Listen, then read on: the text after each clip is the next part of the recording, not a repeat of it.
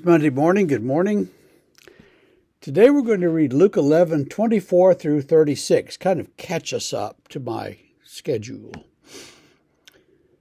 When the unclean spirit has gone out of a person, it passes through waterless places seeking rest. And finding none, it says, I will return to my house from which I came. And when it comes, it finds the house swept and put in order. Then it goes and brings 7 other spirits more evil than itself, and they enter and dwell there. And the last state of that person is worse than the first.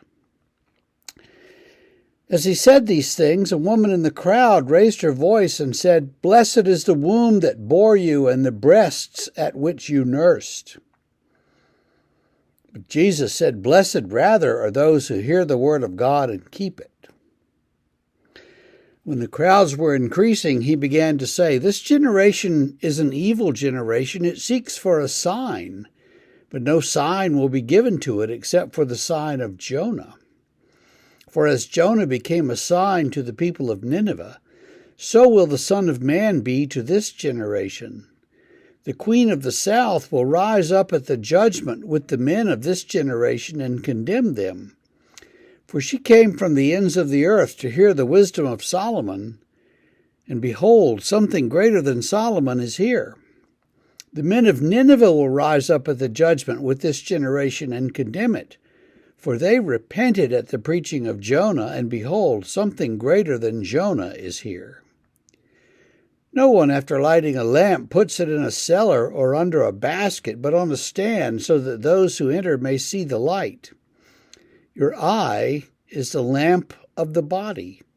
When your eye is healthy, your whole body is full of light. But when it is bad, your body is full of darkness. Therefore be careful lest the light in you be darkness. If then your whole body is full of light, having no part dark, it will be wholly bright, as when a lamp with its rays gives you light. Okay, there's a lot in there, isn't there?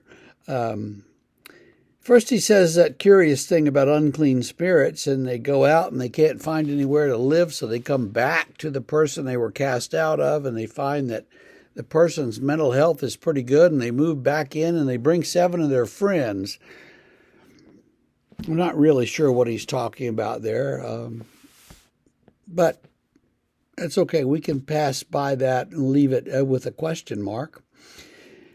And he has that discussion, brief encounter with the woman in the crowd who seeks to bless him. And he says, yeah, but blessed are those who hear the word and keep it. And then he talks about Jonah and the queen of the south. That would be the queen of Sheba from down in Arabia somewhere, who came to hear Solomon's wisdom. And the men of Nineveh, where Jonah preached, and the queen of the south will rise up at the judgment, and they will condemn this generation. And this generation has an advantage because Jesus is greater than Solomon or Jonah, and yet they were heard and he's not heard.